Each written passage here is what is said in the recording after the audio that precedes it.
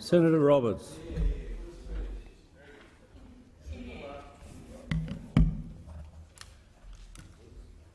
Thank you, Mr Acting Deputy President. As a servant to the people of Queensland and Australia, I rise in the chamber to discuss the Australian Building and Construction Commission legislation to end the unlawful monopoly control of the building industry by a few large companies.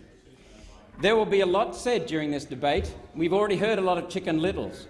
Indeed, a lot has already been said. One can understand why both sides are passionate. When the dust settles, let us all remember we live in a robust democracy renowned for these types of national discussions. We are a mature nation, and debates like this should serve to remind us that although we have many differences, we are all one nation. We have mentioned before that Pauline Hanson's One Nation Party comes to this industrial relations debate with a very large volume of information garnered from listening to various people in the Australian community, from the north of Queensland to rural Victoria.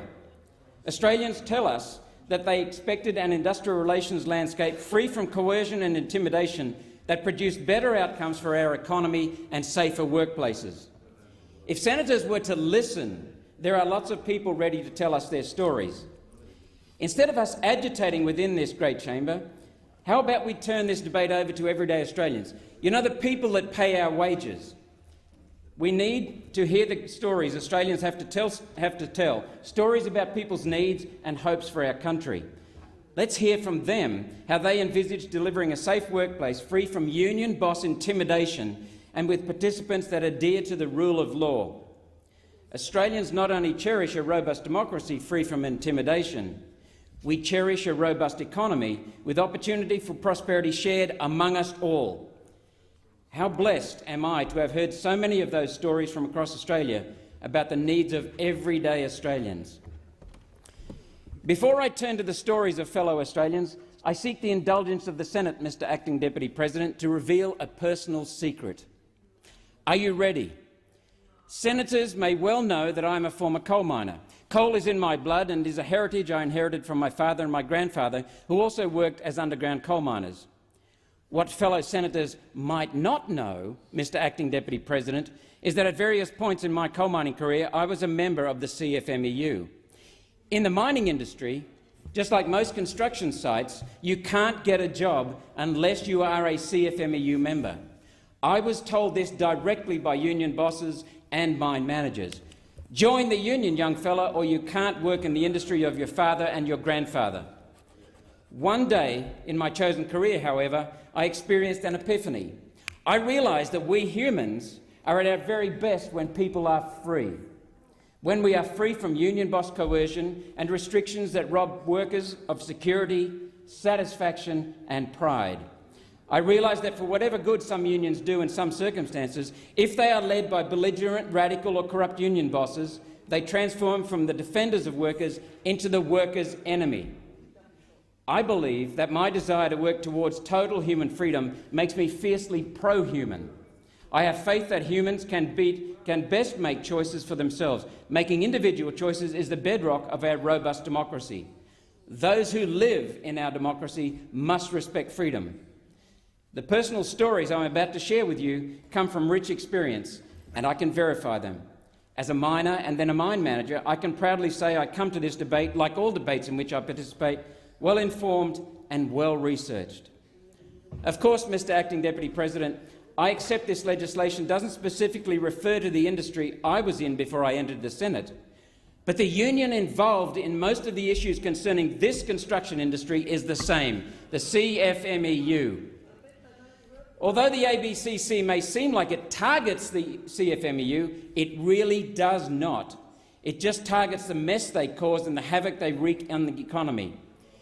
In the Australian newspaper on the 22nd of October and 26th of November 2016, regular columnist and industrial relations consultant Grace Collier, a former union delegate, gave the best explanation of why this bill is less to do with unions and more to do with the breakup of the terrible cartels affecting Australian businesses.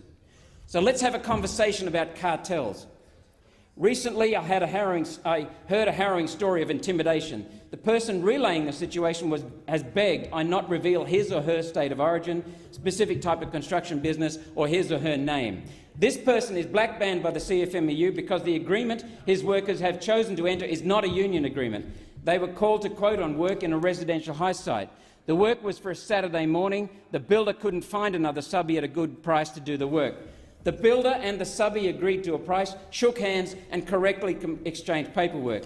The work was set for Saturday. That Saturday morning, all the gear was prepared. The workers changed their weekend plans and the blokes were enthused they would get some work and they would end up getting some cash flow to feed their families ready for Christmas. The job was worth $15,000 to the subbie. On the Friday, though, the CFMEU got wind of the work, marched onto the building site and told the builder that if the particular subbie came on site, they would shut the whole job down.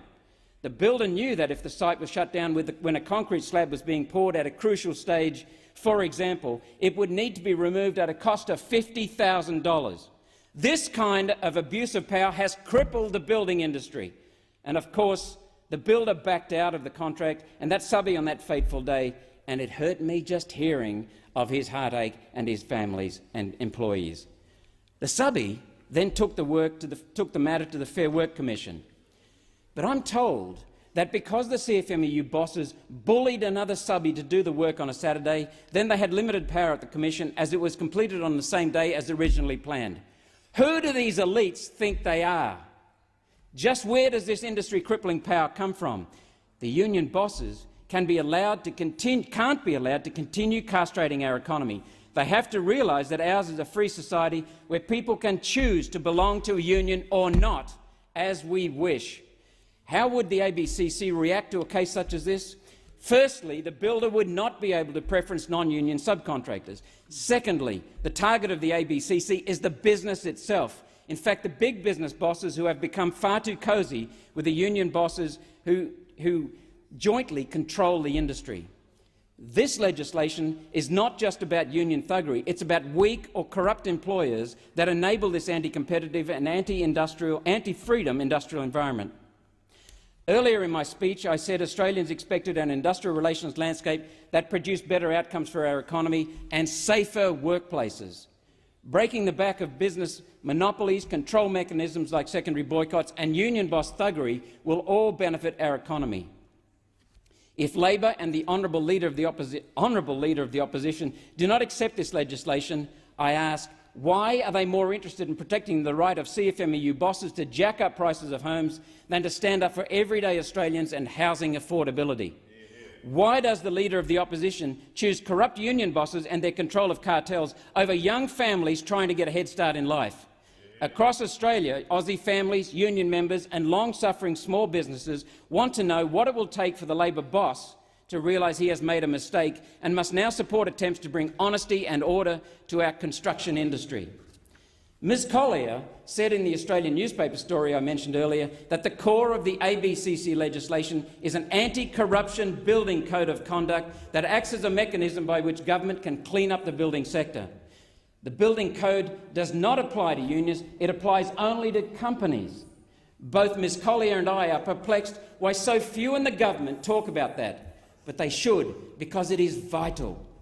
Ms Collier's experience in this sector is rich and varied. Her wealth of experience is certainly worth acknowledging and listening to.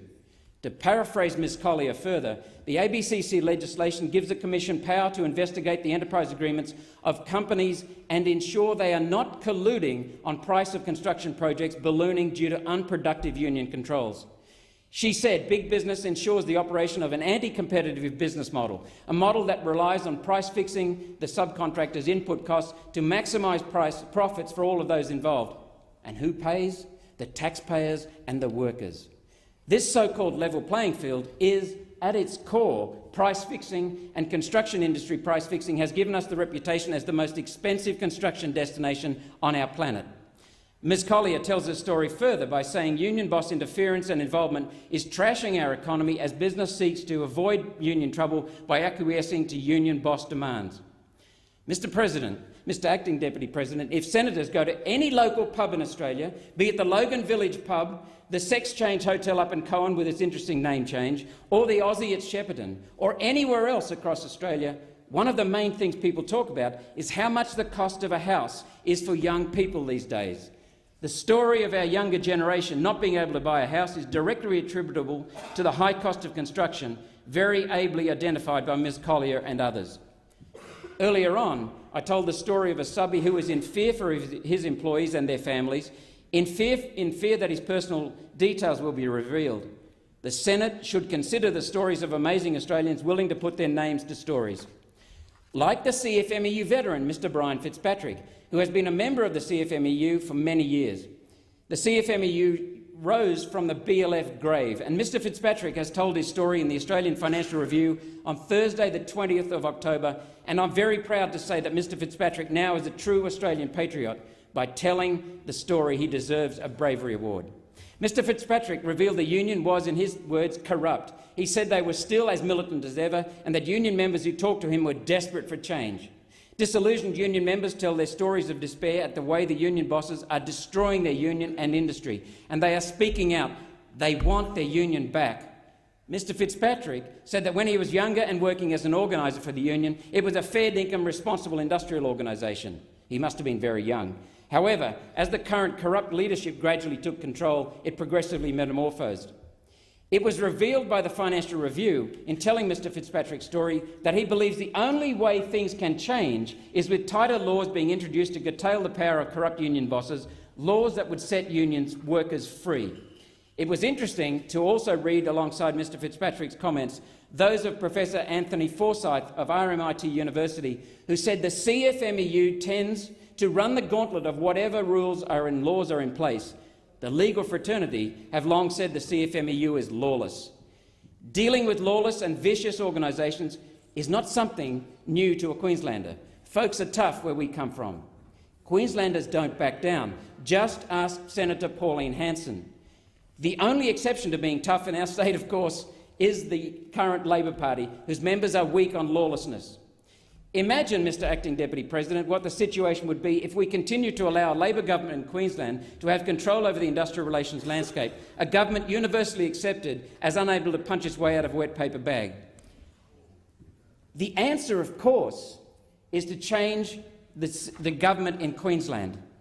On Friday, November 18, 2016, the Courier Mail revealed that the CFMEU lobbied the state government to give it power to bring health and safety contraventions against business under a new legal body replacing the Queensland Industrial Relations Commission.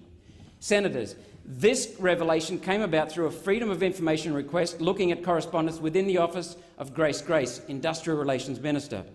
Minister Grace says the matters were not considered because they were outside the scope of her current review, for now. I suggest to the chamber that militant union bosses are the least equipped to keep workplaces safe, especially when we consider the evidence provided by Mr Fitzgibbon, many judges and the Dyson-Heydon Royal Commission. Minister Grace should know this, but we all live in fear of her ominous prediction that changes to give union bosses more power are on the back burner only for now. On all accounts, the CFMEU bosses are more interested in the money they can glean or skim as a result of maintaining the cartel. In another story published in the Courier Mail on Friday, November 18, 2016, it was revealed Queensland's largest construction companies, including Hutchinson's Builders, Multiplex and ProBuild, have all been strong-armed into signing new enterprise agreements ahead of the introduction of the ABCC legislation. These EAs give excessive control of building sites to the CFMEU. At the core of that particular Courier Mail story are demands in the EA that make it impossible for the employer to have any employee who doesn't exercise their choice to be a non-union member or to not be a union member. Australians are wary of the rising power of militant union bosses. From Federation, Australians have wanted the right to be or not to be a member of the union. And that's the core question. Does this law protect the freedom of association and enshrine that right? Australians never accept the situation where the balance of power is tipped too far in one group's favour over the other. The Australian public is smarter than the elites give them credit for. Power imbalance is always corrected by the public, and I firmly believe that is why the election result turned out the way it did, with an endorsement of these bills by the people.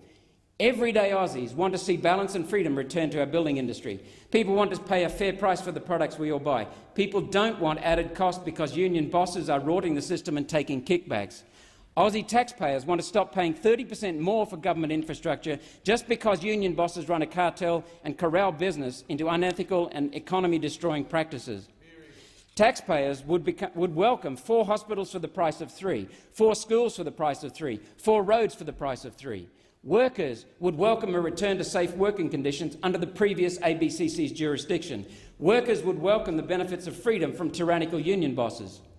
And last month in Melbourne, as a speaker, I proudly followed Senator Abetz at the H.R. Nichols Society, where he quite clearly called for a stronger and harder and bolder approach by the Liberal Party's leadership towards reforming industrial relations, and the ABCC is a very good start. One Nation is pleased to strongly support Senator Abetz's call. In fact, we are pleased to see that finally so many of our bold policies, including industrial relations reform for higher accountability of union bosses, together with a fair go for workers and taxpayers, are finally being accepted by the mainstream and being so eagerly talked about.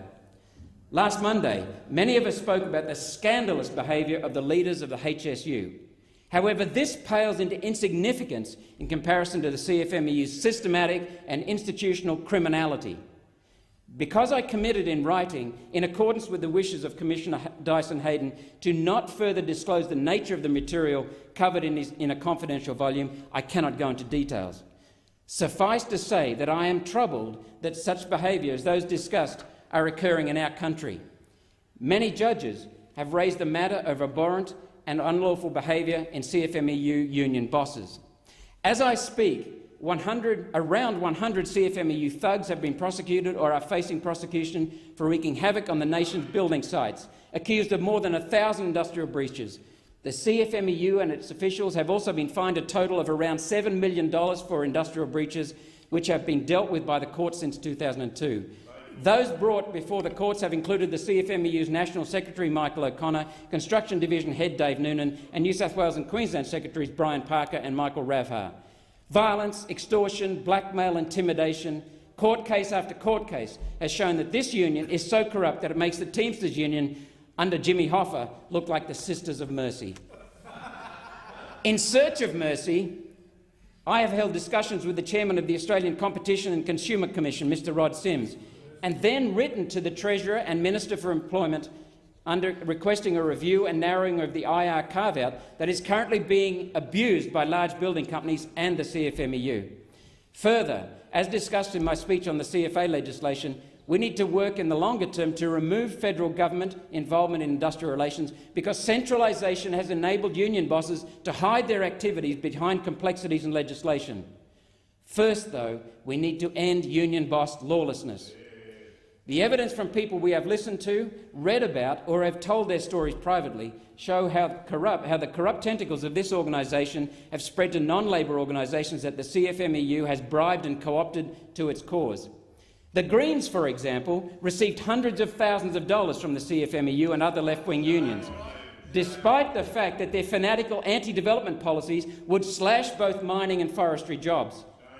However, the reach of the CFMEU tentacles doesn't stop there. In 2010 alone, the CFMEU donated $1.2 million to left-wing activist group GetUp in its campaign to destroy our nation's second-largest export industry, coal mining. Yet the CFMEU purports to represent coal miners while it actively supports that industry's destruction. And they are succeeding widely, Mr. President. The CFMEU has bought many votes in this chamber. They've bribed and cheated, and these are not my words. They are the words and stories of everyday Australians who are sick of our democracy, our traditions, our heritage, our economy being trashed by these elites. So just who do these elites think they are? Well, Mr. President, I stand here to say that we, the everyday people, the decent, honest workers in the construction, forestry, mining industries, have had enough. Despite all the intimidation and the corruption of workers, employers and even politicians, we the people finally have the opportunity to give people a voice in our nation's parliament. Those of us who have called for the criminal and economy-wrecking activities of the CFMEU and its building company cronies to be brought to book can finally ensure everyday Australians have our hour. Ask not for whom the Senate bells toll, CFMEU bosses, they toll for thee, and for the colluding company bosses. Australia was once called the lucky country. Now this is only true for a few powerful elites. For everyday Australians, it is no longer the great country it once was. We must pass this ABCC bill to make Australia great again. for everyone. Thank you, Mr. President. Thank you, Senator Roberts.